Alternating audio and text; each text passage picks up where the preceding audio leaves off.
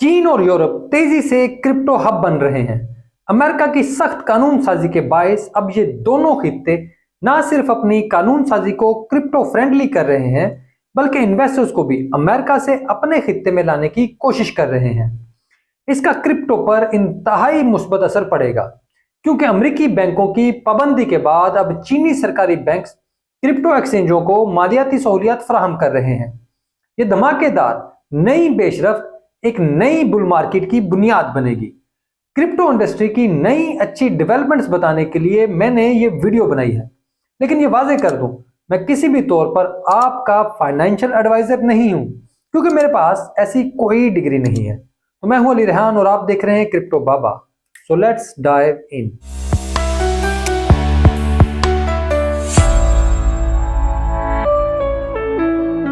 America की crypto के खिलाफ सख्त पॉलिसियों का फायदा उठाने के लिए यूरोप और चीन अपने खित्ते को क्रिप्टो हब बनाने के लिए इकदाम शुरू कर दिए हैं। पहले बात हांगकांग की, जिसने अभी क्रिप्टो एक्सचेंज के लिए एक नई लाइसेंसिंग निजाम को हतमी शक्ल देने का ऐलान किया है, लेकिन इससे पहले ही इन्हें नए इत्तेहादी मिले हैं। अब आप सब ये सुनकर हैरान होंगे कि इस बार हांगकांग के लाइसेंस और एक्सचेंजों को अब चीनी सरकारी बैंक पैसे मुहैया करेंगे और इन एक्सचेंजों की तमाम मनी ट्रांसफर भी सरकारी बैंक क्लियर करेंगे। ब्लूमबर्ग की 27 मार्च की रिपोर्ट के मुताबिक Shanghai Pudong development bank, bank of communications company और bank of China limited Hong Kong में क्रिप्टो फर्म्स को बैंकिंग खिदमात दे रहे हैं। हालांकि चीन ने क्रिप्टो पर एलानिया पाबंदी लगा रखी है, लेकिन इन्हें अपनी गलती का एहसास हुआ है और अब इनके इकदाम बता रहे हैं कि वो पॉलिसी में तब्दीली के लिए तैयार हैं। हांगकांग में कायम नए क्रिप्टो ट्रेडिंग प्लेटफॉर्म OSL के नुमाइंदे का कहना है कि इनकी फर्म ने चीनी बैंकों के साथ इश्तराक का खैर मकदम किया है। ये पॉलिसी क्रिप्टो इंडस्ट्री के लिए हौसला अफजा है, क्योंकि ये मालियाती इदारों की जानब से क्रिप्टो सेक्टर के बारे में बालग नजरिए की अक्कास है।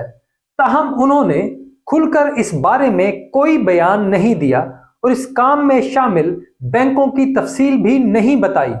लेकिन ये सब क्रिप्टो इंडस्ट्री के लिए बहुत अच्छी खबर है, क्योंकि अमेरिका की जानब से बहुत सी सख्त पॉलिसियां आ रही हैं।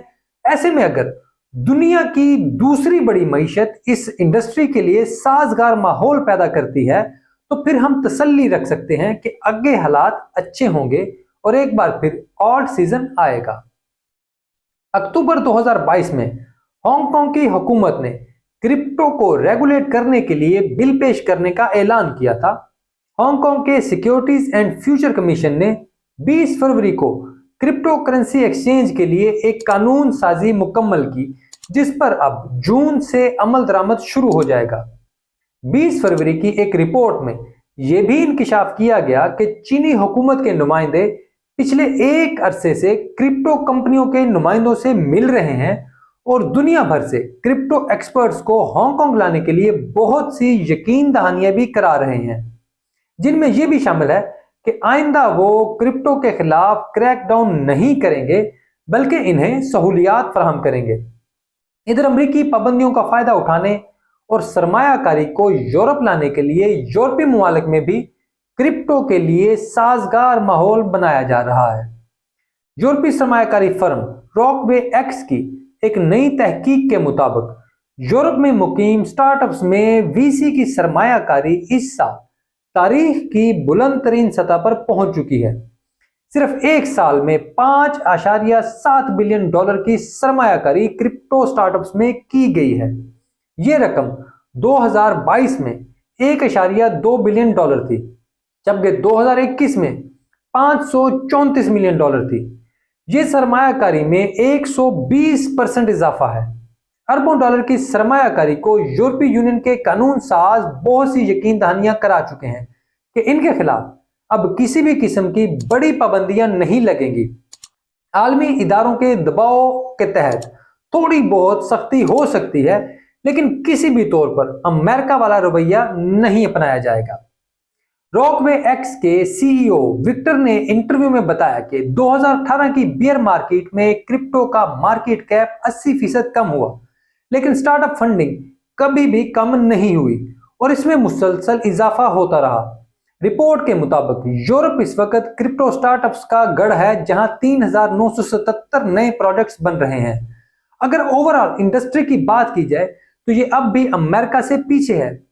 یورپ $1 ملین سے زیادہ فنڈنگ کی $1 بلین کے ساتھ سٹارٹ اپس والی مالیت کی کمپنیوں کی تعداد میں امریکہ سے بہت پیچھے ہے، لیکن امریکی سخت پالیسیاں شاید یہ نمبر جلد بدل دیں گی، کیونکہ امریکہ خود ہی اپنی انڈسٹری کی تباہی پر تلا ہوا ہے۔ جیسے چین نے مارچ 2021 میں اپنے ملک میں کرپٹو پر پابندی لگائی اور پھر اب خود اس کی بحالی کی کوشش کر رہا ہے۔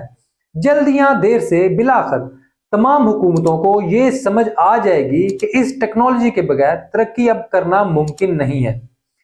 یورپ میں فائنینشیل سروسز فراہم کرنے والے سٹارٹ اپس میں اس وقت موجود پیسہ ٹوٹل انڈسٹری کا 52% ہے، جو بہت بڑی رقم ہے۔